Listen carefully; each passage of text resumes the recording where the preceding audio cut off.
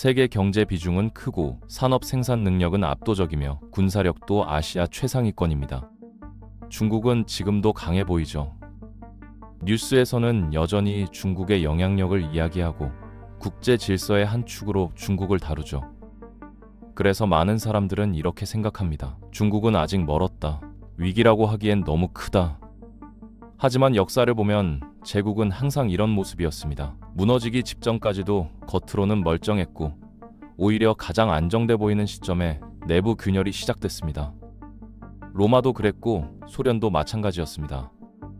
붕괴가 끝난 뒤에야 사람들은 원인을 분석했지 무너지고 있는 그 순간을 정확히 인식한 경우는 거의 없었습니다. 그래서 지금 우리는 이런 질문을 던질 수 있습니다.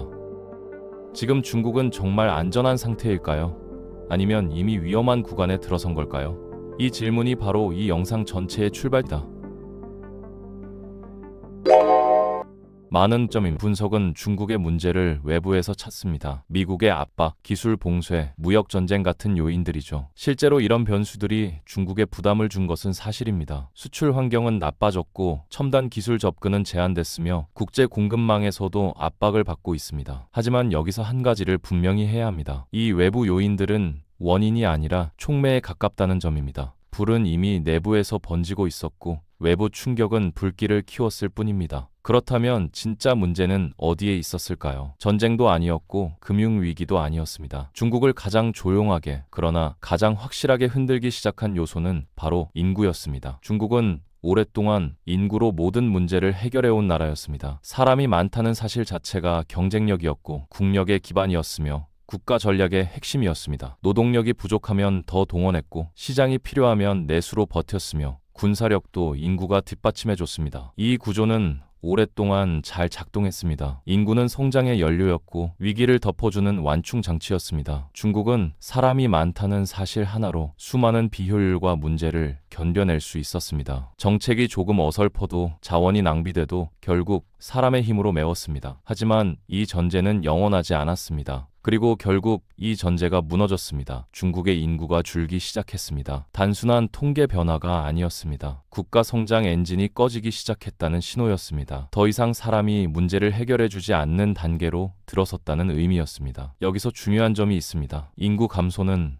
단발성이 아니라는 겁니다. 한번 꺾인 출산율과 인구 구조는 짧은 시간 안에 되돌릴 수 없습니다. 오늘 태어나지 않은 아이는 내년에 갑자기 나타나지 않습니다. 이건 시간이 지나면 자동으로 해결되는 문제가 아닙니다. 가장 먼저 드러난 문제는 출산율이었습니다. 중국은 아이를 낳지 않는 사회가 됐습니다. 정책을 바꾸고 규제를 풀고 장려책을 내놨지만요. 결과는 달라지지 않았습니다. 허용 범위를 넓혀도 메시지를 바꿔도 사람들의 선택은 변하지 않았습니다. 여기서 분명히 보이는 점이 있습니다. 이건 의지의 문제가 아니라 구조의 문제였다는 점입니다. 집값은 감당하기 어려운 수준까지 올라갔고 교육비는 끝없이 상승했으며 경쟁은 점점 더 치열해졌습니다. 아이 한 명을 키운다는 건 단순한 양육이 아니라 가정의 미래 전체를 거는 선택이 돼버렸습니다. 그래서 출산율은 반등하지 않았습니다. 그리고 이 결과는 시간이 갈수록 더 치명적입니다. 지금 태어나지 않은 아이들은 그대로 사라진 미래이기 때문입니다. 이들은 노동자가 되지 않고 군인이 되지 않으며 소비자가 되지 않습니다. 국가를 떠받칠 기둥이 조용히 사라지고 있는 겁니다. 여기서 한 가지를 볼 수 있습니다. 인구 문제는 항상 미래형 위기라는 점입니다. 지금 당장은 체감되지 않지만 어느 순간부터 회복 불가능한 간격으로 드러납니다. 문제는 여기서 끝나지 않습니다. 중국은 동시에 너무 빠르게 늙고 있습니다. 젊은 세대는 줄어드는데 노인 인구는 빠르게 늘어나고 있습니다. 가장 많이 일하고 가장 많은 세금을 냈던 세대가 은퇴 구간에 들어서고 있습니다. 하지만 그 자리를 대신할 젊은 세대는 충분하지 않습니다. 이건 단순한 세대 교체 문제가 아닙니다. 부양 구조 전체가 흔들리는 문제입니다. 부양해야 할 사람은 늘어나는데 일에서 떠받칠 사람은 줄어드는 구조입니다. 이 구조에서는 성장이 자연스럽게 둔화될 수밖에 없습니다. 그래서 중국 경제는 예전처럼 움직이지 못하고 있습니다. 기술 문제 때문만은 아닙니다. 사람의 문제가 훨씬 더 큽니다. 노동력이 줄어들면 임금은 오르고 기업 부담은 커집니다. 중국이 가졌던 최대 강점, 값싼 인건비라는 전제가 무너지기 시작한 겁니다. 여기서부터 흐름이 바뀌기 시작합니다. 인구 압박이 가장 먼저 폭발한 곳은 부동산이었습니다. 중국에서 집은 단순한 주거 공간이 아니었습니다. 자산이었고 투자였으며 노후를 보장하는 마지막 안전망이었습니다. 은행 예금보다 믿을 수 있었고 주식보다 안정적이라고 여겨졌으며 국가 성장과 함께 반드시 오를 거라는 믿음이 깔려 있었습니다.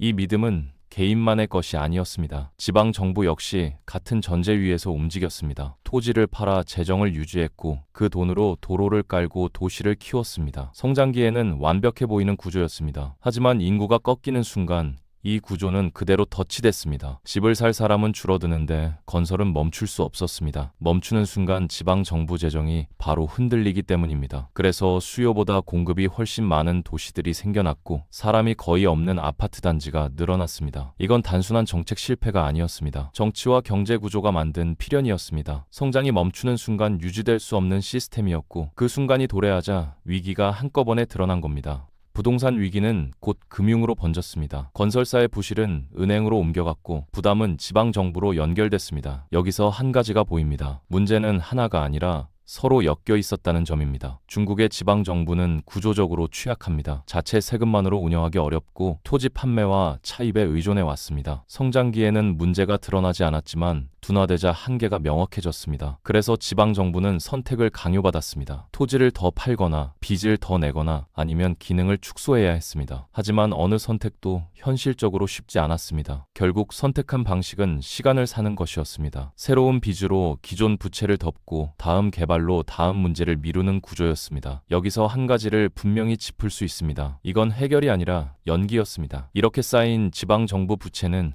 공식 통계에 전부 잡히지 않습니다. 각종 특수법인과 그림자 금융 속에 숨어 있습니다. 정확한 규모를 아는 사람은 거의 없습니다. 하지만 방향은 분명합니다. 부채는 줄어들지 않고 상환 능력은 약해지고 있습니다. 과거처럼 높은 성장이 나오지 않는 한 이 구조를 유지하기는 점점 더 어려워집니다. 이 지점에서 중앙정부도 딜레마에 빠집니다. 모두를 구제하면 규율이 무너지고 방치하면 연쇄 붕괴가 일어날 수 있습니다. 그래서 애매한 선택이 반복됩니다. 완전히 살리지도 않고 완전히 정리하지도 않은 채 시간을 끄는 방식입니다. 이 불확실성은 시장에 그대로 전달됩니다. 사람들은 더 이상 집값이 계속 오를 거라고 믿지 않습니다. 정부가 끝까지 책임질 거라는 신뢰도 흔들립니다. 여기서 중요한 점이 있습니다. 경제는 숫자로만 움직이지 않습니다. 기대와 믿음으로 움직입니다. 그 기대가 무너지는 순간 정책의 효과는 급격히 떨어집니다. 중국이 지금 겪고 있는 상황이 바로 이 지점입니다. 문제는 이제 경제를 넘어 사회로 번집니다. 특히 젊은 세대가 가장 먼저 반응했습니다. 그리고 그 반응은 매우 조용했습니다. 젊은 사람들은 계산하기 시작했습니다. 이 시스템 안에서 열심히 살아도 예전처럼 계단을 올라갈 수 있을지 확신이 서지 않는 겁니다. 집은 너무 비싸고 일자리는 불안정하며 경쟁은 끝이 보이지 않습니다. 그래서 선택이 바뀌었습니다. 결혼하지 않고 아이를 낳지 않고 최소한만 살아가는 방향, 이건 반항이 아닙니다. 여기서 한 가지가 보입니다. 이건 시스템에 대한 조용한 이탈입니다. 강제로 막을 수 없고 통제로 되돌릴 수도 없습니다. 국가 입장에서 이 신호는 매우 위험합니다. 사람들의 마음이 떠났다는 뜻이기 때문입니다. 이건 통계보다 훨씬 치명적입니다. 이 현상은 다시 인구 문제를 악화시킵니다. 출산율은 더 떨어지고 미래 노동력은 더 줄어듭니다. 악순환이 완성되는 지점입니다. 인구 감소가 성장을 누르고 성장 둔화가 다시 인구 감소를 부릅니다. 이 흐름은 시간이 갈수록 더 강해집니다. 중국 지도부는 이 구조를 모르는 게 아닙니다. 오히려 너무 잘 알고 있습니다. 그래서 시간이 핵심 변수가 됩니다. 지금은 아직 버틸 수 있습니다. 하지만 시간이 지날수록 조건은 나빠집니다. 여기서 한 가지 중요한 인식이 생깁니다. 지금이 가장 나은 순간일 수 있다는 불안입니다. 이 불안은 정책과 외교, 안보 판단에 그대로 반영됩니다. 외부로는 더 강경해지고 내부로는 통제가 강화됩니다. 메시지는 점점 더 단호해집니다. 하지만 이 강경함은 항상 자신감의 표현은 아닙니다. 불안의 반대 표현일 수도 있습니다. 기다릴수록 불리해지는 구조에서는 결단을 서두를 유혹이 커집니다. 여기서 분명히 짚고 가야 할 점이 있습니다. 중국은 내일 당장 무너지지 않습니다. 붕괴는 보통 그렇게 오지 않기 때문입니다. 하지만 더 중요한 사실이 있습니다. 과거처럼 다시 폭발적으로 성장하기 어렵다는 점입니다. 이게 진짜 위험입니다. 인구는 되돌릴 수 없고 부채는 시간이 갈수록 무거워지며 정치 구조는 빠르게 바뀌지 않습니다. 그래서 중국의 위기는 폭발이 아닙니다. 서서히 깎여나가는 침식에 가깝습니다. 조용하지만 확실하게 진행됩니다. 겉모습은 유지됩니다. 숫자도 관리됩니다. 하지만 내부의 체력은 계속 빠집니다. 이 방식은 역사에서 수없이 반복됐습니다. 제국은 이렇게 약해졌고 사람들은 항상 그 순간을 뒤늦게 알아챘습니다. 그리고 지금 중국은 바로 그 구간에 서 있습니다. 겉으로는 강하지만 안쪽은 이미 흔들리고 있습니다. 중국이 위험해진 이유는 하나가 아닙니다. 인구, 부채, 구조, 그리고 시간. 이 요소들이 동시에 작동하면서 중국의 선택지는 점점 줄어들고 있습니다. 그래서 이 위기는 쉽게 끝나지 않습니다. 버틸 수는 있어도 되돌리기는 어렵습니다. 이 차이가 바로 미래를 가릅니다. 이것이 우리가 지금 보고 있는 중국의 모습입니다. 폭발 직전의 붕괴가 아니라 이미 시작된 약화의 과정으로 중국이 위험해진 것이죠. 하지만 여기서 이야기는 끝나지 않습니다. 오히려 지금부터가 더 중요합니다. 왜냐하면 지금까지의 문제들은 아직 관리 가능한 영역에 머물러 있기 때문입니다. 진짜 위험은 이 모든 구조적 압력이 정치와 전략의 선택으로 이어질 때 발생합니다. 국가는 언제나 선택을 합니다. 성장이 빠를 때는 여유 있는 선택을 할 수 있습니다. 시간이 편일 때는 실험도 가능하고 실패도 감당할 수 있습니다. 하지만 시간이 적이 되는 순간 선택지는 급격히 줄어듭니다. 중국이 지금 마주한 상황이 바로 이 지점입니다. 인구는 줄어들고 성장은 둔화됐으며 부채는 쌓여 있고 구조 개혁은 정치적으로 부담이 큽니다. 이 조건에서 국가는 무엇을 우선시할까요? 대부분의 역사에서 답은 비슷했습니다. 안정입니다. 여기서 말하는 안정은 사회의 활력이나 장기 성장과는 다를 수 있습니다. 통제 가능한 상태, 예측 가능한 질서, 그리고 체제 유지가 우선됩니다. 그래서 내부적으로는 통제가 강화됩니다. 표현의 범위는 좁아지고 사회적 실험은 줄어들며 위험 요소는 사전에 제거하려는 방향으로 움직입니다. 하지만 이 선택에는 대가가 따릅니다. 젊은 세대의 에너지는 더 위축되고 혁신은 조심스러워지며 사회 전체의 역동성은 점점 낮아집니다. 이 과정은 매우 조용하게 진행됩니다. 거리에서 폭동이 일어나지 않아도, 정권이 하루아침에 무너지지 않아도 국가는 점점 움직이기 어려운 구조가 됩니다. 외부 전략에서도 같은 논리가 작동합니다. 시간이 불리하다고 느끼는 국가는 현재의 질서를 오래 끌기보다는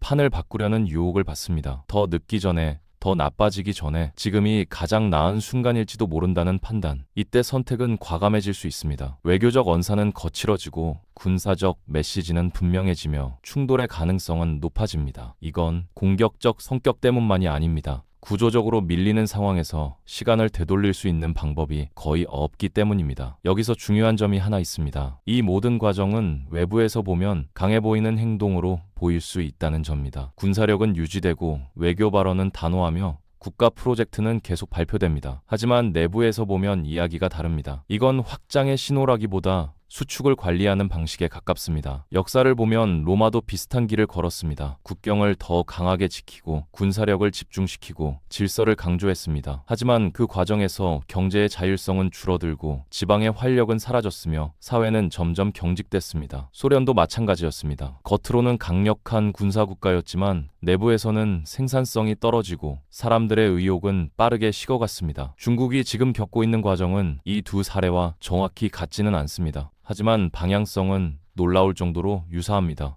성장은 둔화되고 문제는 구조화됐으며 해결은 미뤄지고 시간은 불리해집니다. 그래서 중국의 미래는 붕괴냐 안정이냐라는 단순한 질문으로 설명할 수 없습니다. 더 정확한 질문은 이것입니다. 얼마나 오래 어떤 대가를 치르며 버틸 것인가. 지금의 중국은 여전히 강합니다. 그리고 당분간 그 모습은 유지될 겁니다. 하지만 그 강함은 앞으로 더 커지기보다는 유지되기 위해 더 많은 에너지를 쓰는 강함입니다. 이 차이는 매우 큽니다. 성장하는 국가는 미래를 설계하지만 유지하는 국가는 현재를 방어합니다. 중국은 이제 미래를 넓히는 단계에서 현재를 지키는 단계로 넘어가고 있습니다. 이 전환은 선언되지 않습니다. 공식적으로 발표되지도 않습니다. 하지만 구조는 이미 그 방향으로 움직이고 있습니다. 그래서 지금의 중국을 이해하려면 뉴스 헤드라인이 아니라 인구, 부채, 구조, 그리고 시간이라는 4개의 축을 함께 봐야 합니다. 이 4가지가 동시에 작동할 때 국가는 갑자기 무너지지 않습니다. 대신 서서히, 그러나 분명하게 선택의 폭을 잃어갑니다. 그리고 그 순간이 지나고 나서야 사람들은 말합니다. 그때 이미 시작됐었다고. 지금 우리가 보고 있는 중국이 바로 그런 단계에 서 있습니다. 폭발 직전의 붕괴가 아니라 이미 시작된 약화의 과정, 그리고 이것이 중국이 위험해진 진짜 이유입니다.